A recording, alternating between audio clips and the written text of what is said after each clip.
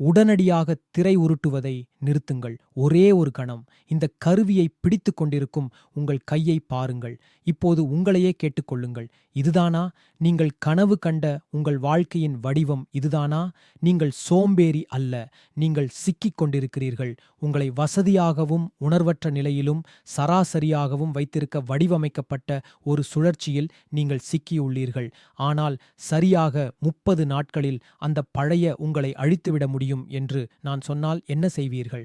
கடினமாக முயற்சிப்பதன் மூலம் அல்ல, மாறாக தேவையற்றதைச் செய்வதை நிறுத்துவதன் மூலம். இதுதான் செய் அல்லது செத்துமடி விதி.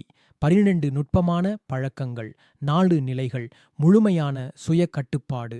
பெரும்பாலானோர் இப்போது இந்த வீடியோவை விட்டு வெளியேறி விடுவார்கள். ஏனால் அவர்களுக்கு உழைக்க பயம். நீங்கள் இன்னும் இங்கே இருக்கிறீர்களா? நல்லது, செயல்படத் தொடங்குவோம். முதல் நிலை மிகவும் கடினமானது. அதுதான் டிஜிட்டல் நச்சு நீக்கம். நீங்கள் சுதந்திரமாக இருப்பதாக நினைக்கிறீர்கள், ஆனால் நீங்கள் ஒரு அடிமை. முதல் நுட்பமான பழக்கம் எளிமையானது, ஆனால் வலி நிறைந்தது. உங்கள் நாளின் முதல் 60 நிமிடங்களுக்கு அலைபேசி கூடாது. மின்னஞ்சல்கள் இல்லை, செய்திகள் இல்லை, விருப்பக்குறிகள் இல்லை.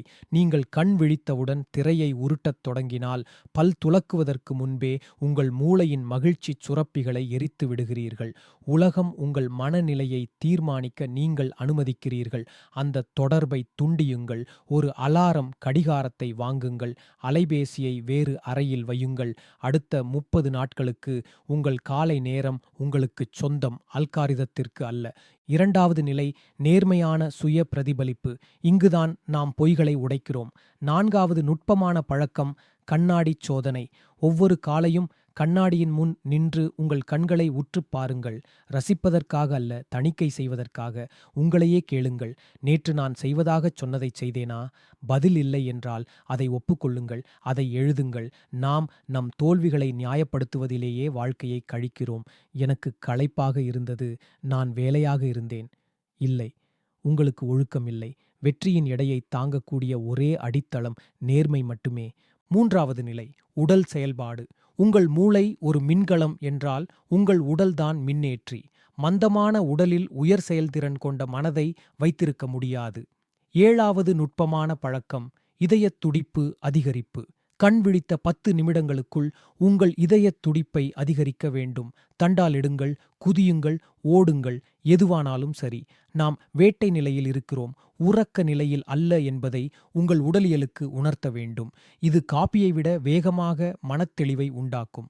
ஆனால் உண்மையைச் சொல்லுகிறேன், உங்களில் பெரும்பாலோர் இரவு நேரக் கட்டுப்பாட்டில் தோல்வியடைவீர்கள். இங்குதான் எல்லாமே மாறுகிறது. 4வது நிலை கடுமையான இரவு வழக்கம். உங்கள் நாளை காலை தொடங்குவதில்லை, அது இன்றிரவே தொடங்குகிறது.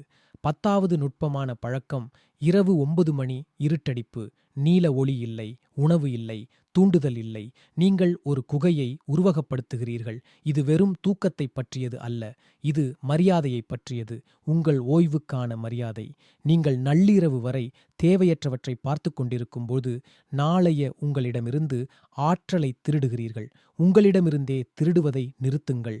எனவே தேர்வு உங்கள் கையில். நீங்கள் இந்த வீடியோவை மூடிவிட்டு மீண்டும் அதே பழைய சுழற்சிக்குள் சென்று வசதியான வாழ்க்கையில் இன்னொரு வருடத்தை வீணடிக்கலாம், அல்லது இந்த விதியைத் தொடங்கலாம்.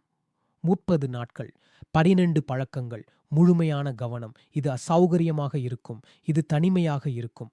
ஆனால் அந்த வலியின் மறுபக்கத்தில்தான் நீங்கள் சந்திக்க காத்திருக்கும் அந்த புதிய மனிதர் இருக்கிறார். இதை வெறும் வேடிக்கையாக பார்க்காதீர்கள், செய்யுங்கள். முதல் நாளை தொடங்க நீங்கள் தயாராக இருந்தால் நான் ஏற்கிறேன் என்று கீழே கமெண்ட் செய்யுங்கள். இந்த வீடியோ உங்களை விழிப்படையச் செய்திருந்தால் சேனலுக்கு சப்ஸ்கிரைப் செய்யுங்கள். நாங்கள் ஒரு கவனம் மிக்க படையை உருவாக்குகிறோம். அதில் நீங்களும் இருக்க வேண்டும் என்று நான் விரும்புகிறேன். இப்போது அலைபேசியை கீழே வையுங்கள், செல்லுங்கள்.